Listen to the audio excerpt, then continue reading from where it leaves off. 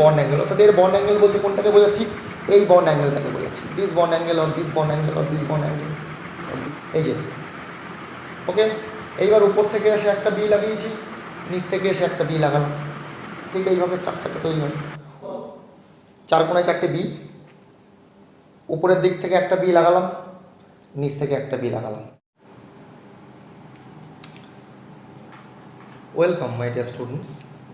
গতদিন আমরা Luis dot structure সম্পর্কে জেনেছিলাম এবং আমি তোমাদের এটাও বলেছিলাম যে তিনটে থিওরি নিয়ে আমি তোমাদের আলোচনা করব, ভিএসইপিআর থিওরি, ভিভিটি আর এমওটি, অর্থাৎ valence shell electron pair repulsion theory, VSEPR valence bond theory, VBT আর এমওটি মলিকুলার অরবিটাল থিওরি।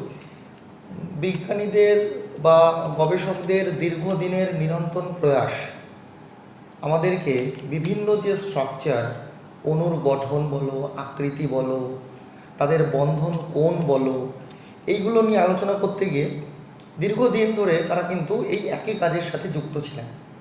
তারপরে ধীরে ধীরে বিভিন্ন তত্ত্বের মডিফিকেশন হয়েছে। তোমরা বলো যে এক্সেপশান, কেমিস্ট্রিতে তো সবই এক্সেপশান, কিন্তু প্রত্যেকটা এক্সেপশনের পিছনেই কিন্তু নিয়ম আছে বা তার কারণ আছে। যাই হোক, আমরা এক্সেপশনগুলো থেকে তো দেখবই, প্রত্যেকটা ক্লাসেই আমরা দেখব। আজকে আমরা valence shell electron pair repulsion theory, অর্থাৎ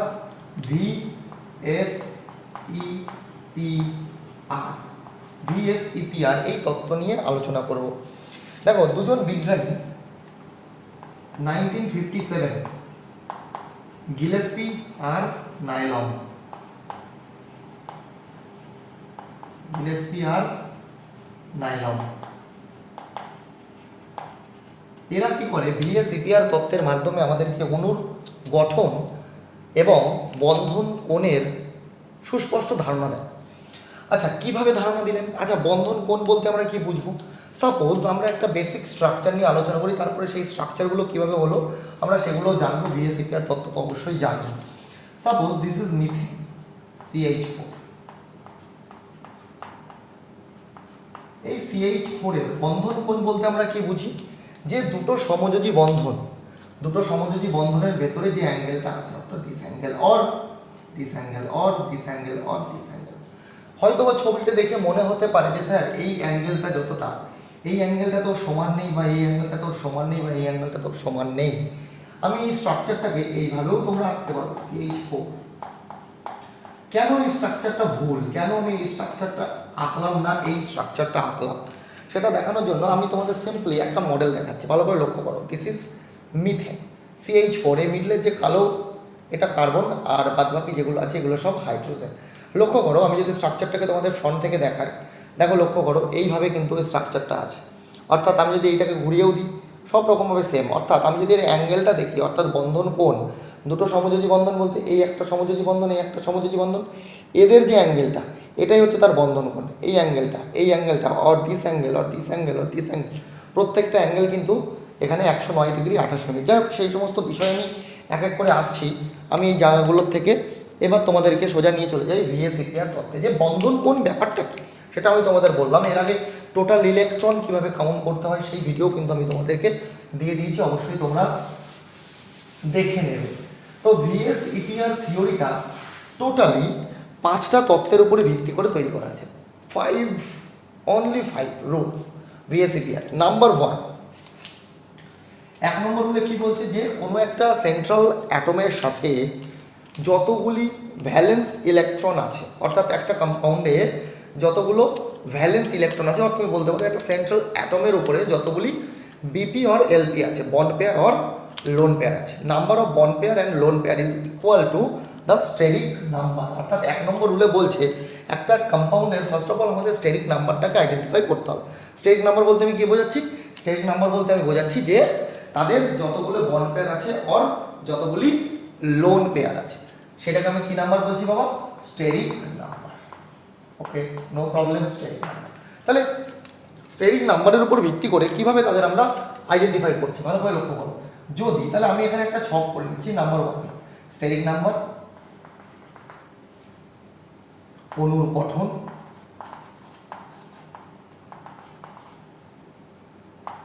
আকার, বা আকৃতি বলতে পারো, অ্যান্ড বন্ড অ্যাঙ্গেল বা বন্ধন কোণ। ওকে, আকৃতি করে দিলাম এখানে। গঠন কেমন হবে, আকৃতি কেমন হবে, অর্থাৎ যদি স্টেরিক নাম্বার হয় 2, অর্থাৎ মলিকুলটা যদি হয় AB2 টাইপ, অর্থাৎ AB2 বলতে আমি কি বলতে চাইছি, যে একটা এর সাথে দুটো বি কানেক্টেড আছে, অর্থাৎ একটা এর সাথে দুটো বি কানেক্টেড আছে, তাহলে তার স্ট্রাকচারটা কিরূপ হবে আমরা চলো একটু দেখে নিই, ভালো করে লক্ষ্য করবে। সাপোজ এই দুটো যখন স্টেরিক নাম্বার আছে, অর্থাৎ একটা মলিকুলের সাথে এ আছে আর তার সাথে একটা বি আছে, এইভাবে থাকতে পারে, এইভাবে না থেকে অন্যরকমভাবে থাকতে পারত, আমি জাস্ট ফর এক্সাম্পল বলছি। তাহলে তার গঠন কেমন হবে, আকৃতি কেমন হবে, তার আকৃতি হবে সরল রৈখিক। কী হবে বাবা, সরল রৈখিক। সরল রৈখিক মিনস তার কেমন হবে, লিনিয়ার হবে, অর্থাৎ স্ট্রাকচারটা কেমন দাঁড়াবে, এ সিঙ্গেল বন্ডে বি, সিঙ্গেল বন্ডে বি। আমি এগুলো নিয়ে বিস্তারিত আসছি, জাস্ট একটু বাদেই আসছি। তার বন্ধন কোণ কত হবে, লক্ষ্য করো এখানে যদি এই বন্ধন কোণটা দেখি, এই বন্ধন কোণটা কত ডিগ্রি হচ্ছে, 180 ডিগ্রি। একটা লিনিয়ার যদি হয় তার বন্ধন কোণ কত হবে বাবা, তার বন্ধন কোণ অবশ্যই হবে 180 ডিগ্রি। সাপোজ স্টেরিক নাম্বার যদি হয় 3, অর্থাৎ মলিকুলটার টাইপ যদি হয় AB3, কি হয় AB3, তার আকার কেমন হবে, ত্রিকোণীয় সমতলীয়। আমি প্রত্যেকটা মডেলে তোমাদেরকে দেখাচ্ছি, জাস্ট একটু ওয়েট করো। ত্রিকোণীয় সমতলীয়, লোক এ, উপরের দিকে একটা বি, বি বি। তার বন্ড অ্যাঙ্গেল কেমন করে হবে, আমি জাস্ট যদি একটা মডেলে তোমাদেরকে দেখাই, ভালো করে লক্ষ্য করো। AB3 টাইপের মলিকুল, যদি AB2 হয় তাহলে মলিকুলটা কেমন হবে, একদম পুরো লিনিয়ার হবে, একদম এরকম লিনিয়ার হবে, মাঝখানে এ, দুপাশে দুটো বি।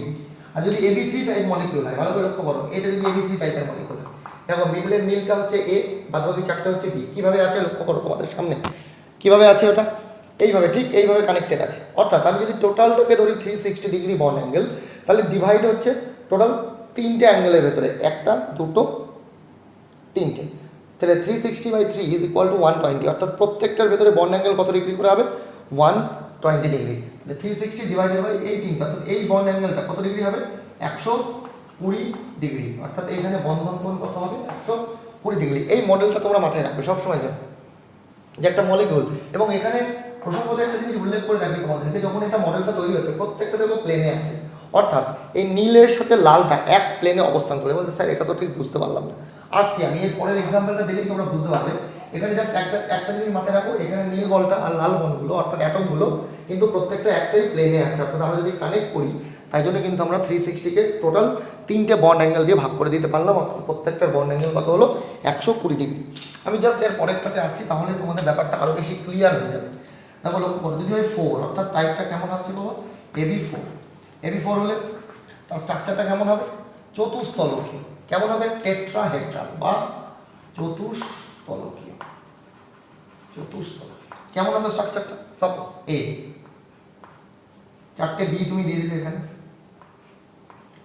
ঠিক একটু আগে যখন আমি মিথেন নিয়ে আলোচনা করছিলাম, সেম প্রবলেম, সেম, প্রত্যেকটার সাথে প্রত্যেকটা কানেক্ট করে যাবে এইভাবে ডট ডট ডট ডট, অর্থাৎ তুমি এখানে প্লেনটাকে বোঝাচ্ছ।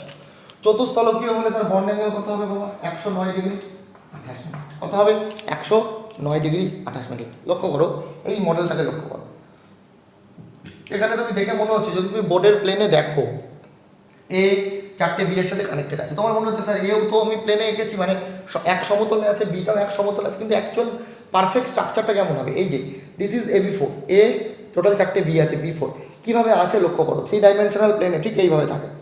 অর্থাৎ যদি আমি এটা প্লেনের উপর রাখি, প্লেনের উপর রাখলে কীভাবে আছে লক্ষ্য করো, এই 3টে বল অর্থাৎ 3টে বি ঠিক আমার হাতের সাথে লেগে আছে, বাকি এই কার্বনটা কী আছে, এই 3টে যে প্লেনে আছে তার থেকে উপরে আছে, এ তো আরও উপরের দিকে আছে, অর্থাৎ তারা কিন্তু এক প্লেনে কোনোভাবেই নেই। তো সেই হিসাবে ক্যালকুলেটেড যে বন্ড অ্যাঙ্গেল, অর্থাৎ এর বন্ড অ্যাঙ্গেল বলতে কোনটাকে বোঝাচ্ছি, এই বন্ড অ্যাঙ্গেলটাকে বোঝাচ্ছি, this bond angle or this bond angle or this bond angle or this এতগুলো। এখন চতুস্তলকীয় কেন, অর্থাৎ এই 4টে তল আছে, 4টে তলকে কীভাবে দেখো, ভালো করে লক্ষ্য করো এই মডেলটাকে, যদি তুমি দেখো একটু ভালো করো, এই মডেলটাকে লক্ষ্য করো, এইটা একটা প্লেন, এই তিনটে মিলে একটা প্লেন, দুটো তিনটে হলো, আর নিচে একটা চারটে, চতুস্থলকী। ওকে, তাহলে চতুস্থলকী টেট্রাহেড্রাল, সরি চতুস্থলকের ইংরেজি কি টেট্রাহেড্রাল, যেটাকে টিডি দিয়ে রিপ্রেজেন্ট করা হয়। 4 স্টেরিক নাম্বার যদি 4 হয় দেন 5 AB5 হলে তার স্ট্রাকচারটা কেমন হবে? AB5 হলে স্ট্রাকচারটা হবে ত্রিকোণীয় দ্বিপিরামিডীয়, অর্থাৎ TBP, ট্রাইগোনাল বাই পিরামিড। এই স্ট্রাকচারটা খুব important, very very very important. কীভাবে হয় স্ট্রাকচারটা লক্ষ্য করে ভালো করে দেখবে। ঠিক আমি ত্রিকোণীয় সমতলীয় যেভাবে এঁকেছিলাম ঠিক ওই প্লেনটাকে এরকমভাবে তুলে দিলাম, অর্থাৎ 3 কোণায় 3টে আমি বিকে দিয়ে দিলাম। ওকে, ঠিক উপর থেকে একটা বিকে এনে কানেক্ট করলাম, নিচ থেকে আরেকটা বিকে এনে কানেক্ট করলাম। মডেলে যদি আমি দেখাই, কীভাবে দেখাবো লক্ষ্য করো, এই মডেলটাকে লক্ষ্য করো। এখানে ঠিক আমি এইভাবে রেখেছি 3টে বিকে, এরকম একটা বি বি বি, এই বি বি বি, এই বি এইভাবে আছে, 3টে এইভাবে আছে। আর ঠিক এই বলের উপরের দিকে একটা বি আছে, যেটাকে আমি এইভাবে দেখিয়েছি। আমার বোর্ডের প্লেনে তো আর 3 ডাইমেনশনাল উপরে দেখানো সম্ভব নয়, সেই জন্য আমরা এইভাবে দেখিয়েছি। আর একটা বি কোথা থেকে আছে? ওই দেওয়ালের পিছন থেকে এসে এই প্লেনে আছে। কীভাবে? তাহলে আমি যদি তোমাদের সামনে দেখাই, অর্থাৎ এটাকে এইভাবে রাখা আছে, দেখো এই প্লেনটা, এই plan B B B A, অর্থাৎ এইটা এ বি বি বি, অর্থাৎ এই 3টে, এই প্লেনটা এইটা, এই যে।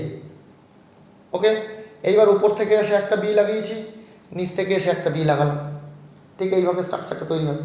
উপর থেকে একটা বি লাগিয়েছি, নিচের থেকে একটা বি লাগালাম, এই।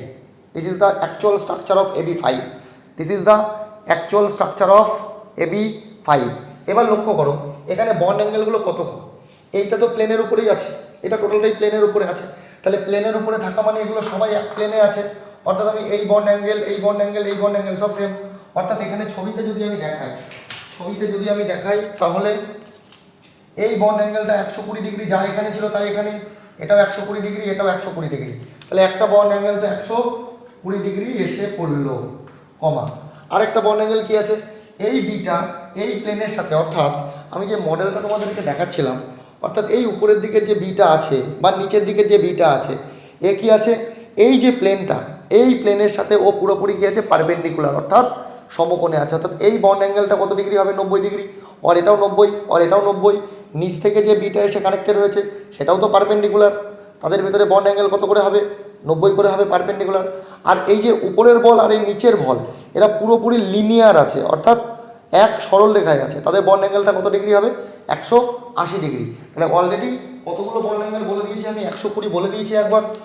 এরপরে বললাম এই বন্ড অ্যাঙ্গেলটা 90, এইগুলো সব 90, এদের সাথে প্রত্যেকটা 90, এখানে 90 লিখলাম। আর একটা বন্ড অ্যাঙ্গেল কত বললাম? এই বি এর সাথে এই বি, টোটাল বন্ড অ্যাঙ্গেলটা কত ডিগ্রি? 180 ডিগ্রি। তাহলে বাবা আমরা একটা জিনিস বলতে পারি, এই টিবিপি অর্থাৎ ট্রাইগোনাল বাইপিরামিড স্ট্রাকচারে আমাদের এই দুটো স্ট্রাকচারের মিলিত প্রভাবটা কিন্তু দেখা যাচ্ছে। এখানে বন্ড অ্যাঙ্গেলটা কত ডিগ্রি ছিল? 180 ডিগ্রি। আমি পেয়েছি এখানে 180 ডিগ্রি, অর্থাৎ এই লাইনটা। এইখানে এটা পেয়েছি 120 ডিগ্রি, আর 90 ডিগ্রিটা তোমাদেরকে কিন্তু ভালো করে বুঝে রাখতে হবে যে 90 ডিগ্রি কেন হচ্ছে। ছবিতে দেখলে কি মনে হবে? এইটা এই দাগের সাথে লম্ব, তাহলে তোমরা বলবে স্যার এটা 90। কিন্তু আমি যদি বলি এই বন্ড অ্যাঙ্গেলটা কত ডিগ্রি, এই দিস বন্ড অ্যাঙ্গেলও অলসো কিন্তু 90 ডিগ্রি, এই বন্ড অ্যাঙ্গেলটাও কিন্তু 90 ডিগ্রি। কারণ এই ছবিতে দেখলে হবে না, তোমাদের কিন্তু এই মডেল মনে রাখতে হবে যে এই মডেলটা এর সাথে যে অ্যাঙ্গেল করে থাকবে এর সাথেও তত অ্যাঙ্গেল করে থাকবে, এর সাথেও তত অ্যাঙ্গেল করে থাকবে। তো এই বিষয়টা কিন্তু তোমরা অবশ্যই মাথার মধ্যে ভালো করে ঢুকিয়ে নাও। অ্যান্ড 5 হলো। এবার নাম্বার 6, যদি নাম্বার 6 হয়, আমি এই পাশে লিখছি, আমার এখানে টাকা অনেক কম। যদি নাম্বার 6 হয় তাহলে 6 হলে কী হবে? AB6 টাইপের মলিকিউল হবে। কী হবে? 6 যদি হয় AB6 টাইপের মলিকিউল হবে। তখন তার আকৃতিটা কেমন হবে আমরা একটু দেখে নিই, গঠনটা কেমন হবে আমরা আগে দেখি। আকৃতি হবে অক্টাহেড্রাল। কি বললাম বাবা? OH। অক্টাহেড্রাল মানে কি? অষ্টতলকীয়, অর্থাৎ 8টা তল থাকবে। কীভাবে থাকবে আমি দেখাচ্ছি, ছবিটা লক্ষ্য করো ভালো। এ ঠিক 4টে বি আমি দিয়ে দিলাম, 4টে বি দিয়ে দিলে, উপরের দিকে একটা বি দিলে, নিচের দিকে একটা বি দিলে। খুব ইম্পর্টেন্ট কনসেপ্ট, অষ্টতলকীয়। লক্ষ্য করো আমি মডেলে দেখাই তোমাদেরকে। এইটা যদি হয়, এই ইয়েলো বলটা আমার এ, 4 কোণায় 4টে বি আমি লাগিয়েছি। দেখো ভালো করে লক্ষ্য করো, একটা ইয়েলো বল, 4 কোণায় 4টে বি, উপরের দিক থেকে একটা বি লাগালাম, নিচ থেকে একটা বি লাগালাম। This is the actual structure of AB6। লক্ষ্য করো, this is the actual structure of AB6। তাহলে এখানে প্লেনে কে কে আছে? প্লেনে টোটাল এই 4টে সিরিজ আছে। 4টে সিরিজ যদি প্লেনে থাকে, দেখো যদি আমি ভাগ করি 360কে 4 দিয়ে ভাগ করে দিয়েছি, তাহলে এর প্রত্যেকটা বন্ড অ্যাঙ্গেল কত কত করে হবে? 90 ডিগ্রি করে। অর্থাৎ এইখানে প্রত্যেকটা বন্ড অ্যাঙ্গেল কত ডিগ্রি করে আছে? প্রত্যেকটা বন্ড অ্যাঙ্গেল 90 ডিগ্রি। আমি যদি বলি এই বন্ড অ্যাঙ্গেলটা কত আর এই বন্ড অ্যাঙ্গেলটা কত, ভালো করে লক্ষ্য করবো। এই বন্ড অ্যাঙ্গেলটা বলেছি, এই বন্ড অ্যাঙ্গেলটা বলেছি। তাহলে আমাকে যদি মডেলে দেখি, ভালো করে লক্ষ্য করো, এর সাথে এর অ্যাঙ্গেল যা হবে, এর সাথে এর অ্যাঙ্গেল সেম হবে, এর সাথে এর অ্যাঙ্গেল সেম হবে, এর সাথে এর অ্যাঙ্গেল সেম হবে। অর্থাৎ এইটা যদি একটা প্লেন হয়, এইটা যদি একটা প্লেন হয়, এটা লম্ব, এই লম্বর সাথে এই প্লেনগুলো কত ডিগ্রি অ্যাঙ্গেলে আছে? সব পারপেন্ডিকুলার আছে, অর্থাৎ 90 ডিগ্রি করে আছে। নিচের সাথে 90 ডিগ্রি করে আছে। আর শুধুমাত্র এই উপরের বলটা নিচের বলটা পরস্পরের সাথে কত ডিগ্রি করে আছে? পুরোপুরি লিনিয়ার, 180 ডিগ্রি। তাহলে এর ভেতরে কতগুলো বন্ড অ্যাঙ্গেল আছে টোটাল? একটা আছে 90 ডিগ্রি, একটা আছে 180 ডিগ্রি। স্ট্রাকচারটা কি বলেছি আমি? অক্টাহেড্রাল। অ্যাঙ্গেল দুটো কি কি বললাম? একটা 90 আর একটা 180। Very very very important concept.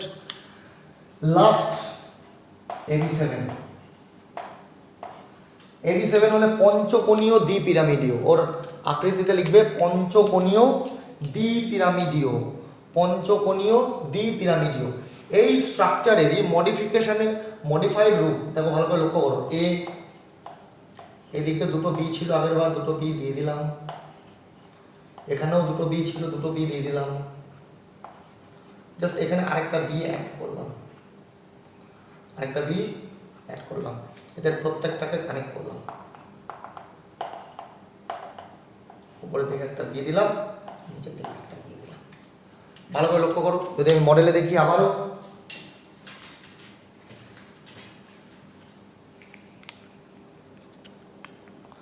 ঠিক এরকম 4টে প্লেন ছিল, 4টে প্লেনে এইখান থেকে আরেকটা যুক্ত হয়ে গেল, এরকম ঠিক এরকমভাবে। তাহলে কতগুলো অ্যাঙ্গেল ক্রিয়েট হলো এখানে? আগে 4টে অ্যাঙ্গেল ছিল, এইটা যেই যোগ করলাম আরেকটা অ্যাঙ্গেল ক্রিয়েট হলো। টোটাল অ্যাঙ্গেল কত হলো? 5। তাহলে যদি 360কে 5 দিয়ে ভাগ করলে কত হয়? 72। তাহলে এখানে প্রত্যেকটা অ্যাটমের ভেতরে অ্যাঙ্গেল কত ডিগ্রি করে হবে? 72 ডিগ্রি। আর একটা উপরের দিক থেকে আছে, একটা নিচের দিক থেকে আছে, সেম আগের বারের মতন। উপরে যেটা আছে সেটা এর সাথে কত ডিগ্রি বন্ড অ্যাঙ্গেল আছে? 90, সবগুলোর সাথে 90। আর যেটা উপরে আর নিচের দিকে আছে তাদের ভেতরে অ্যাঙ্গেল কত? 180। তাহলে এখানে টোটাল কতগুলো অ্যাঙ্গেল আমরা পাচ্ছি? অ্যাঙ্গেল টোটাল আমরা পাচ্ছি 72, 90 অ্যান্ড 180 ডিগ্রি। এতগুলো বন্ড অ্যাঙ্গেল আমরা পাচ্ছি কিন্তু এখানে। তাহলে প্রত্যেকটা স্ট্রাকচারে কার কোনটা স্ট্রাকচার, কার কোনটা কি, প্রত্যেকটা কিন্তু তোমাদেরকে ভালো করে নখদর করে রাখতে হবে। এটা একটু কপি করে নাও, এগোচ্ছি।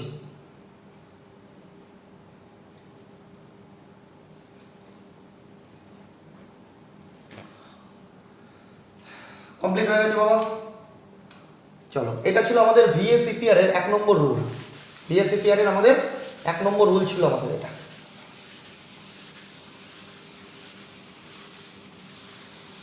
VSEPR আমাদের অণুর গঠন সম্পর্কে অনেক ধারণা দিয়ে গেছে। অর্থাৎ তোমরা যদি একটু ভালো করে রপ্ত করো তাহলে কিন্তু এই বিষয়টা একদম তোমাদের কাছে ইজি হয়ে যাবে। VSEPR এর 2 নম্বর পয়েন্টে বলছে যে কোনো একটা মলিকিউল যখন তৈরি হচ্ছে, আমি গতদিনই বলেছিলাম যে ফুল তো অনেকগুলোই ফোটে, কিন্তু পুজোর কাজে কিন্তু কেবলমাত্র সেই ফুলগুলোই লাগে যেগুলো ভগবান গ্রহণ করেন। তাহলে ইলেকট্রন তো অনেকই আছে, কিন্তু বন্ড তৈরিতে তারাই অংশগ্রহণ করবে যেগুলো অ্যাটম গ্রহণ করবে।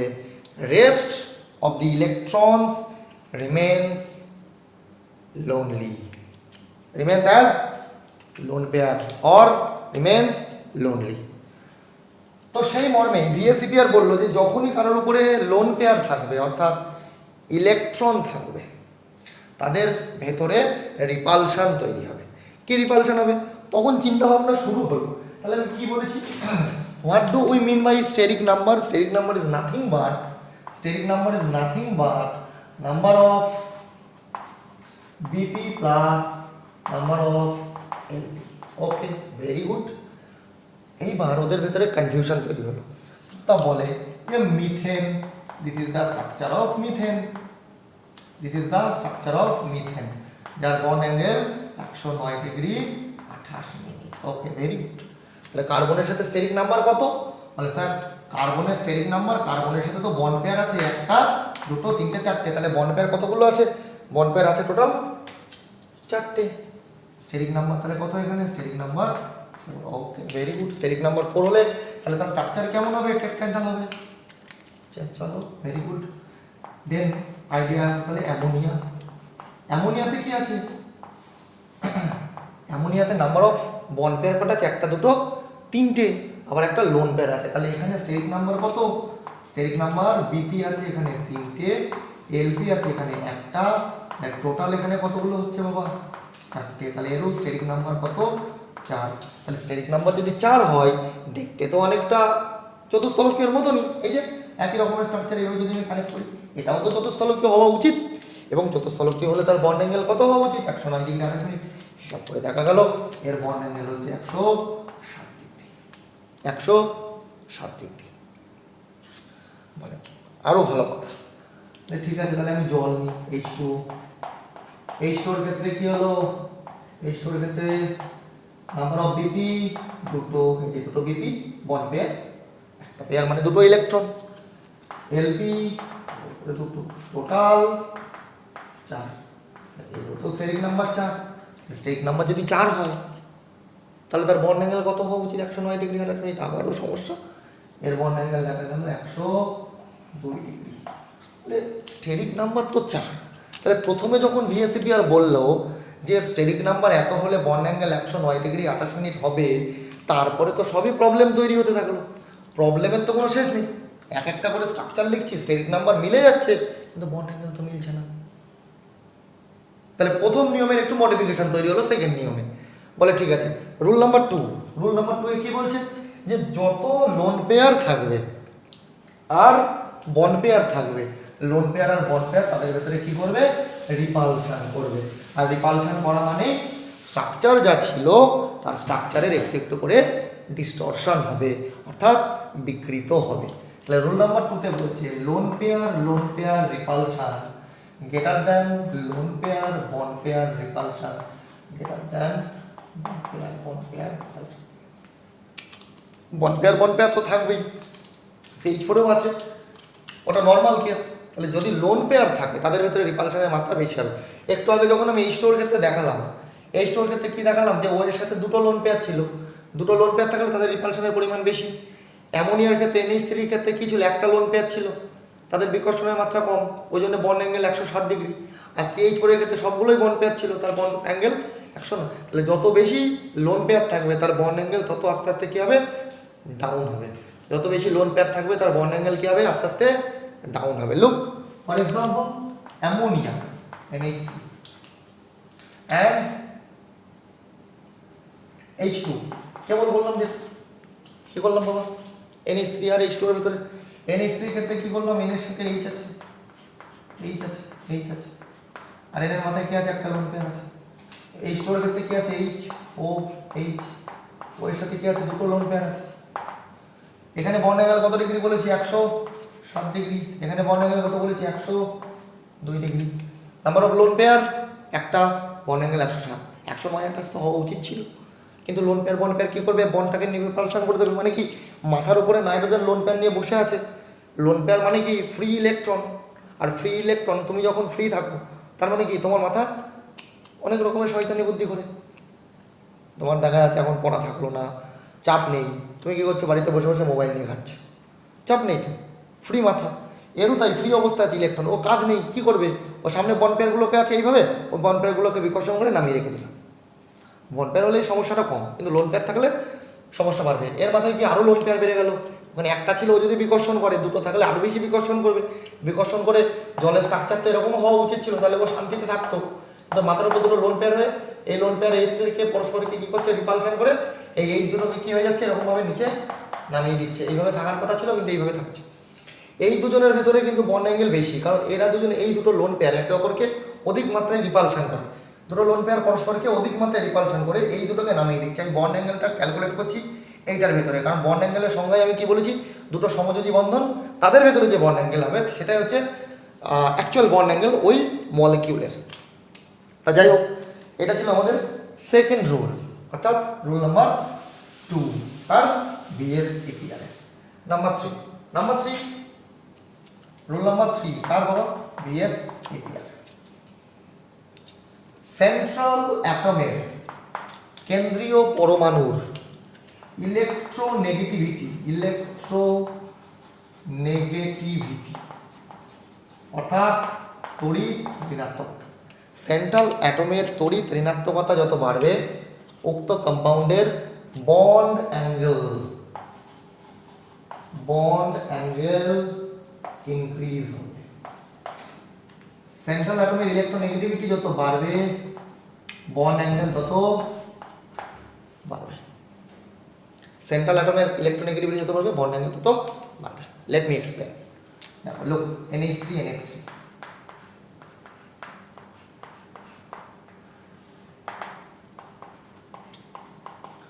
সমস্যাটা কোন জায়গায় তৈরি হয় দেখো। NH3 এর ক্ষেত্রে N আর H এর ভেতরে ইলেকট্রোনেগেটিভিটি কার বেশি? নাইট্রোজেনের বেশি। তাহলে এই বন্ডের যে ইলেকট্রনগুলো আছে যখন বন্ড তৈরি হলো নাইট্রোজেন কি বললো হাইড্রোজেনের সাথে?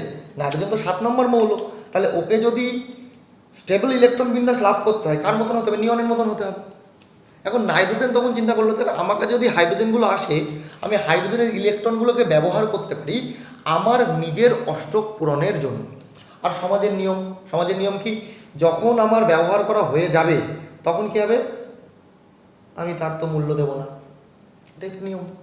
তো নাইট্রোজেন কী করলো? নিজের স্বার্থের জন্য হাইড্রোজেনের সাথে বন্ড তৈরি করলো। বলে ঠিক আছে ভাই তুই একটা আমাকে ইলেকট্রন দে, আমি একটা দিচ্ছি, আমাদের ভেতরে একটা সমযোজী বন্ধন তৈরি হোক। তাহলে তোরও লাভ আমারও লাভ। হাইড্রোজেন তো না ছিল ওর কথা শুনে। হাইড্রোজেন দেখছে আমি যদি নাইট্রোজেনের একটা ইলেকট্রন ব্যবহার করি তাহলে আমি তো হিলিয়ামের মতন ইলেকট্রন বিন্যাস পাচ্ছি, তাহলে আমি তো স্টেবল হবো। নাইট্রোজেন দেখলো তুই আয় না একবার, আসার পরে আমি দেখাচ্ছি মজা কাকে বলে। এবার হাইড্রোজেন নাচতে নাচতে নাইট্রোজেনের সাথে বন্ড তৈরি করে ফেললো, এদের ভেতরে বন্ড তৈরি হলো। এবার যখন বন্ড তৈরি হয়ে গেল তখন কি করলো? এই বন্ডের যে দুটো ইলেকট্রন ছিল সেই ইলেকট্রনগুলো বন্ড তৈরি হওয়ার পর নাইট্রোজেন কী করছে? নিজের দিকে টেনে রেখে দিচ্ছে। অর্থাৎ এরকম জায়গা করে ইলেকট্রনগুলো কী হচ্ছে? কনসেন্ট্রেটেড হয়ে যাচ্ছে। এরকম জায়গায় ইলেকট্রনগুলো কী হয়ে যাচ্ছে? কনসেন্ট্রেটেড হয়ে যাচ্ছে এবং তাদের ভেতরে কী করছে? রিপালশন স্টার্ট হয়ে যাচ্ছে। কথা বুঝতে পারছো আমার?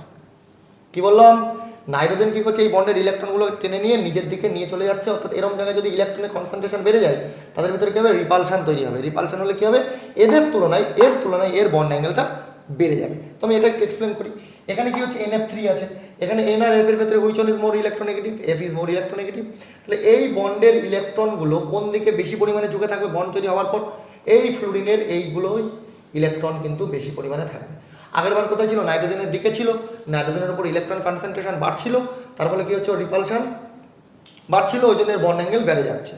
এর ক্ষেত্রে কী হচ্ছে? ফ্লুরিন ইলেকট্রন টেনে নিচ্ছে। ফ্লুরিন যদি ইলেকট্রন টেনে নেয় তাহলে কী হচ্ছে? বন্ডের রিপালশনটা কিন্তু ফ্লুরিনের ইলেকট্রনগুলো ফ্লুরিনের দিকে চলে যাচ্ছে, ফলে কী হচ্ছে? রিপালশনটা কিন্তু এখানে মিনিমাইজ হচ্ছে, একটু হলেও কমে যাচ্ছে। ওই জন্য এই NH3 আর NF3 এর ভেতরে NH3 বন্ড অ্যাঙ্গেল কিন্তু NF3 থেকে অনেক নয় মানে বেশি। NH3 বন্ড অ্যাঙ্গেল NF3 থেকে বেশি। আমি একটা মডেলে তোমাদেরকে এটাকে বোঝানোর চেষ্টা করি। লক্ষ্য করো, দিস ইজ NH3 অর্থাৎ মিডল আমি একটা নাইট্রোজেন নিয়েছি। সাপোজ দিস ইজ নাইট্রোজেন, নীল কালারের বলটা, আর এখানে 3টে হাইড্রোজেন আমার এইভাবে আছে, উপরের দিকে একটা লোন পেয়ার আছে, যদিও তোমরা দেখতে পাচ্ছ কিনা আমি জানি না। এই যে উপরে দুটো ফোঁটা, এই দুটো মনে করো suppose this is lone pair. তো নাইট্রোজেনের উপরে যখন হাইড্রোজেন আছে, তখন হাইড্রোজেনের সাথে কানেক্টেড হয়েছে, তখন কী হচ্ছে? এই বন্ডের ইলেকট্রনটা নাইট্রোজেনের দিকে বেশি পরিমাণে সরে আছে। অর্থাৎ এরকম জায়গা করে ইলেকট্রনের কনসেন্ট্রেশন বেশি হচ্ছে। তাহলে কি হবে? এদের ভিতরে রিপালশনের পরিমাণটা বেশি হবে, আর রিপালশনের পরিমাণ বেশি হলে কী হবে? এই বন্ড অ্যাঙ্গেলগুলো কিন্তু একটু হলেও বেড়ে যাবে। NF3 এর ক্ষেত্রে লক্ষ্য করো, this is NH3, this is NF3। দেখো দেখেই মনে হচ্ছে এই বন্ড অ্যাঙ্গেলটা বেশি, এই বন্ড অ্যাঙ্গেলটা কম। কেন কম? কারণ এখানে নীলটা হচ্ছে আমার নাইট্রোজেন, লালগুলো ধরে নাও ফ্লুরিন। ও কী করছে? এই বন্ডের ইলেকট্রনগুলো ফ্লুরিন নিজের দিকে টেনে নিচ্ছে। অর্থাৎ এই জায়গাগুলোতে ইলেকট্রনের কনসেন্ট্রেশন বাড়ছে ফ্লুরিনের কাছাকাছি। রিপালশনটা কী হচ্ছে? এমনি দূরত্ব বেশি, রিপালশনটা কী হচ্ছে? ওদের ভেতরে কম হচ্ছে। তাহলে NH3 আর NF3 এর ক্ষেত্রে যদি আমি দেখি, সেন্ট্রাল অ্যাটমের ইলেকট্রোনেগেটিভিটি যত বাড়বে তার বন্ড অ্যাঙ্গেলও কিন্তু বাড়বে। Same problem applicable for H2O and F2। Same problem is applicable for H2O and F2। ও এর ইলেকট্রোনেগেটিভিটি H এর থেকে বেশি, তাহলে সেন্ট্রাল অ্যাটম কি? H2O তে অক্সিজেন। লোন পেয়ার তো আছেই, ওখানে তো ক্যালকুলেশন করে দেখেই নিতে পারো তোমরা লোন পেয়ার কোথায় কি আছে কি বিদ্যুৎ। তো H2O এর ক্ষেত্রে ও এর ইলেকট্রোনেগেটিভিটি হাইড্রোজেনের থেকে বেশি, তো দ্যাট ইজ ওয়াই এখানে বন্ড অ্যাঙ্গেল কিন্তু H2O এর ক্ষেত্রে কী হবে? F2 থেকে বেশি হবে। এখানে কি হচ্ছে? ও এর সাথে F আছে, F ইলেকট্রোনেগেটিভিটি বেশি, পরিপার্শ্বীয় মৌল। তাহলে কেন্দ্রীয় পরমাণুর তড়িৎ ঋণাত্মকতা যত বাড়বে তার বন্ধন কোণের মান তত বাড়বে, পরিপার্শ্বীয় পরমাণুর তড়িৎ ঋণাত্মকতা যত বাড়বে বন্ধন কোণের মান তত কমবে। দিস ইজ VSEPR এর থার্ড রুল। কটা রুলের উপরে ভিত্তি করে VSEPR তৈরি হয়েছে বলেছি বাবা? টোটাল 5টা রুলের উপর। তো নাম্বার 3 যখন হয়ে গেল, আমরা এগোই টুয়ার্ডস নাম্বার 4। এখন রুল নাম্বার 4 এর কেন দরকার পড়লো আমি অলরেডি বলে দিয়েছি। 1 নম্বর রুলের কিছু পরিমাণে ঘাটতি ছিল বলে 2 নম্বর রুল এসছে, 2 নম্বর রুলে কিছু প্রবলেম আছে বলে 3 নম্বর রুল এসছে, 3 নম্বর রুলে কিছু প্রবলেম আছে বলে আবার 4 নম্বর রুল এসছে। কি প্রবলেম আছে? সাপোজ এই একই নিয়মে আমি তোমাদের বললাম যে PH3 ভালো করে বোঝো আর PF3 কার বন্ড অ্যাঙ্গেল বেশি, ঠিক সেম নিয়মের উপর ভিত্তি করে PH3 আর PF3 এর ভেতরে কার বন্ড অ্যাঙ্গেল বেশি। নর্মাল নিয়ম স্যার, একই নিয়ম এই 3 নম্বর রুল অনুসারে যদি আমি চলি তাহলে PH3 আর PF3 এর ভেতরে PH3 এর বন্ড অ্যাঙ্গেল PF3 থেকে বেশি হওয়া উচিত, কিন্তু হয় না। কি হয়? PH3 বন্ড অ্যাঙ্গেল PF3 থেকে কম। স্যার আবার এক্সেপশন, এক্সেপশন এক্সেপশন এক্সেপশন, আর কিছুই নেই, শুধু এক্সেপশনই আছে। কি সমস্যা কেমিস্ট্রিতে? শুধুই এক্সেপশন। সেই মানে এক্সেপশনই একটা রুল হয়ে গেছে কেমিস্ট্রি। ওই জন্য বলে না সব সময়ের জন্য যা বলো তাতেই গন্ডগোল। কি বলে কেমিস্ট্রি? বলে মেয়েদের সাবজেক্ট। মানে আমি এগুলোকে সমর্থন করি না, কিন্তু দেখে তো তাই মনে হয়। 1 নম্বর রুলে প্রবলেম, 2-এ প্রবলেম, 3-এ প্রবলেম, আরে 3-এ প্রবলেম আবার 4 চলে আসলো। হ্যাঁ, বলতে অনেক কিছু ইচ্ছা করে, কিন্তু চলো ঠিক আছে এগোই। PH3 PF3 কেন প্রবলেমটা হলো? রুল নম্বর 4-এ বলছে যদি কোনো কম্পাউন্ডের ভিতরে মাল্টিপল বন্ড থাকে, অর্থাৎ বহু বন্ধন থাকে, বহু বন্ধন বিকর্ষণ গ্রেটার দেন বহু বন্ধন এক বন্ধন বিকর্ষণ গ্রেটার দেন এক বন্ধন বিকর্ষণ। মাল্টিপল বন্ড এর ক্ষেত্রে রিপালশনের পরিমাণ অনেক বেশি। সাপোজ PH3 PF3, এই PH3 PF3 বুঝতে গেলে আমাকে একটু তোমাদেরকে মডিফিকেশন, এরপরে আমরা যত অধ্যায়গুলো যাবে তত বেশি বেশি করে আমরা জানবো, তবে একটু বোঝানোর চেষ্টা করি। লক্ষ্য করো PH3, this is the structure of PH3 and this is the structure of PF3। এই ফসফরাসে যদি আমি ইলেকট্রন বিন্যাস দেখি 1s2 2s2 2p6 3s2 3p3, তাই না? 3p মানে তার ভেতরে একটা 3d আছে, অর্থাৎ ফ্লোরিন চেষ্টা করে এখান থেকে ওর যে লোন পেয়ারগুলো আছে সেই লোন পেয়ারগুলো কি করবে, এই ফসফরাসের দিকে দিতে। ফসফরাসের তো নেওয়ার ক্ষমতা আছে, অর্থাৎ এই ফসফরাসে এই ফ্লোরিনের p অরবিটাল থেকে ইলেকট্রন ফসফরাসের d অরবিটালে প্রবেশ করে এবং এই স্ট্রাকচার থেকে p আর f এর ভেতরে একটা ডাবল বন্ড তৈরি হয়। p আর f এর ভেতরে একটা ডাবল বন্ড তৈরি হয়। লক্ষ্য করো যেটা PH এর ক্ষেত্রে পর্যন্ত হচ্ছে না, কারণ এর তো দেওয়ার ক্ষমতা নেই। ফ্লোরিনের ক্ষেত্রে কি আছে? ইলেকট্রন আছে, ওকে করলো, এর নিজের p থেকে ওর d এর দিকে ইলেকট্রন দিল, অর্থাৎ এখানে একটা মাল্টিপল বন্ড তৈরি হলো। মাল্টিপল বন্ড মিন্স একটা ডাবল বন্ড তৈরি হলো। এই ডাবল বন্ড যদি তৈরি হয়, এই ডাবল বন্ড কি করবে? এক বন্ধনকে রিপালশন করবে। আমি একটু আগেই বলেছি বহু বন্ধন এক বন্ধন, দেখেন এটার দেন এক বন্ধন এক বন্ধন, এখানে কি হচ্ছে? এক বন্ধনকে রিপালশন করছে। এখানে কি হচ্ছে? বহু বন্ধনকে রিপালশন করছে। এই বিষয়টা হয়তোবা তোমাদের আরও এরপরে নেক্সট যখন আমি ভিভিটি বা এমওটি শুরু করব তার আগে সংকরায়ন বোঝাবো, সেখানে কিভাবে PD কিভাবে PP অভিলেপন হচ্ছে এবং একটা পাই বন্ধন তৈরি হচ্ছে, সেটা আমরা কিন্তু অবশ্যই তোমাদের দেখাবো। আপাতত একটু বুঝে নাও যে এখানে ফ্লোরিন এই নিজের p অরবিটাল থেকে ফসফরাসের যে ফাঁকা d আছে সেখানে ইলেকট্রন প্রবেশ করাচ্ছে, লাইক অসমযোজী বন্ধন যেমন দেখেছো তোমরা। এখানে অ্যাকচুয়ালি PD মিক্সিং হচ্ছে, পাই বন্ধন তৈরি হচ্ছে। আমি অসমযোজী বন্ধনটা জাস্ট এমনি ফর এক্সাম্পল বলবো। এই রুলটা মনে রাখবে, PH3 PF3 এই একই সেম প্রবলেম পরীক্ষাতে যদি দেয়, এটা তোমাদের আমি কাজ দিলাম, তোমরা এটাকে করে আমাকে অবশ্যই রেসপন্স করবে। H2O F2O আর Cl2O এদের ভেতরে bond অ্যাঙ্গেলের comparison. H2O F2O Cl2 H2O F2O Cl2 already আমি H2O F2O বলে দিয়েছি, এই যে এখানে বলে দিয়েছি Cl2টা তোমরা ভাববে ঠিক এই প্রবলেমের উপর ভিত্তি করে। This was the rule number 4 and finally rule number 5। বলে স্যার এই রুলেও প্রবলেম ছিল, যার জন্য VSCPR আবার 5th রুল আনতে হলো। প্রবলেম তো ছিল। নাম্বার 5 সমস্যা অনেক, সমাধানও অনেক, বিজ্ঞানীদের নিরন্তর প্রয়াস। যদি আমি একটা পিরিয়ডিক টেবিল দেখি, আমরা দেখছি যে দূরের থেকে 118টা মৌল আছে, কত ইজি না? 118টা মৌল, 7টা পর্যায়, 18টা শ্রেণী, ভেরি ভেরি ভেরি ইজি। কতশো বছরের নিরন্তর প্রয়াসের পর এরকম একটা পিরিয়ডিক টেবিল বানানো সম্ভব হয়েছে। এক্সেপশন না হলে এই মলিকুলগুলোকে বা এই অ্যাটমগুলোকে একসাথে কিন্তু এদের ভিতরে রাখাটা কোনোভাবেই সম্ভব ছিল না।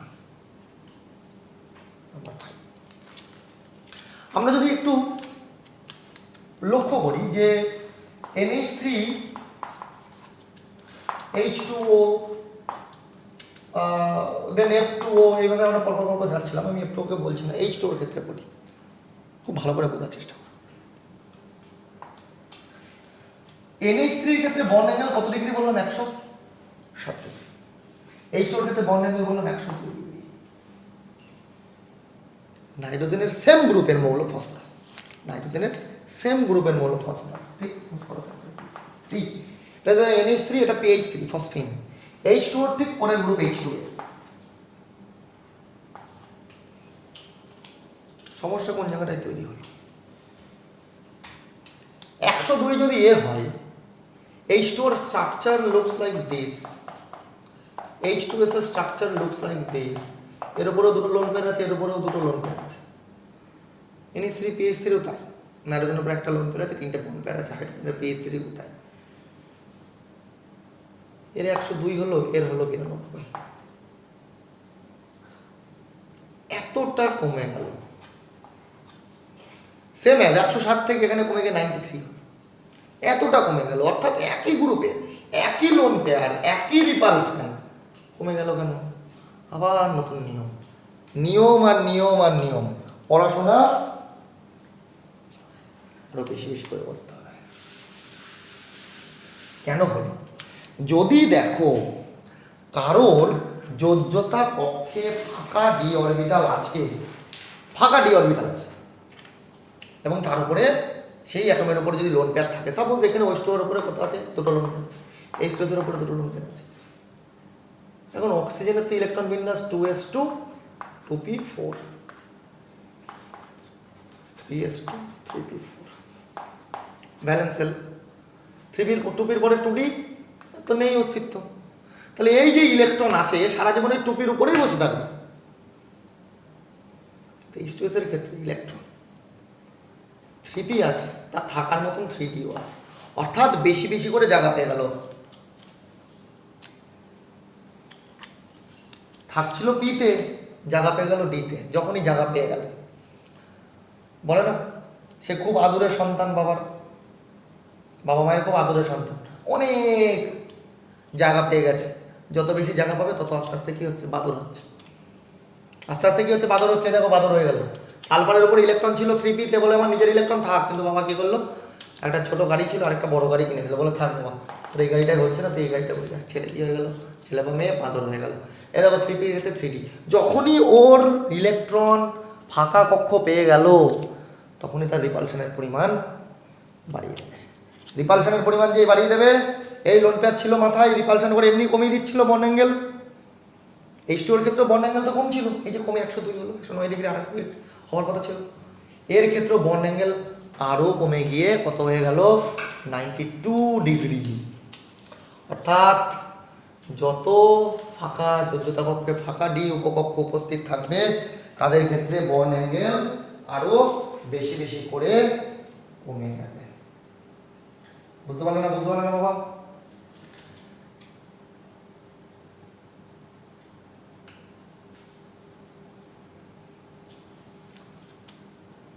তাহলে আজকে আমরা মোটামুটি এই অবধি VSCPR-টা পুরো কমপ্লিট করলাম। দেখো এর আরেকটা ব্যাপার আছে, H2 আমরা এরপরে পড়াবো তোমাদেরকে ড্রাগোস রুল। কিসের রুল? ড্রাগোস রুল। আমি এরপরে তোমাদের অবশ্যই পরপর ক্লাস এখন চলতেই থাকবে। এরপরের দিন ক্লাসে আমরা VBT পড়বো, ভিভিটি সামান্য জিনিস পড়তে হয়, খুব বেশি কিছু নেই, প্লাস তার সাথে আমরা হাইব্রিডাইজেশন পড়বো, অর্থাৎ মানে এই ভিভিটি তত্ত্বের কে প্রবক্তা, তারপরে কি মডিফিকেশান হয়েছে, সেইগুলো নিয়ে আমরা অবশ্যই আলোচনা করবো। নেক্সট দিন ভিভিটি পড়বো, তার সাথে সাথে হাইব্রিডাইজেশন পড়বো, এবং নেক্সট আমরা বলবো কি এমওটি। এই পড়ে পড়ে আমরা আস্তে আস্তে আস্তে আস্তে এগিয়ে যাবো, এবং মিডলে আমরা একদিন অবশ্যই ড্রাগস রুলটা পড়বো। তো আবার দেখা হচ্ছে তোমাদের সাথে পরের ক্লাসে। এটা অবশ্যই কিন্তু ভালো করে প্র্যাকটিস করে রেখো। Thank you.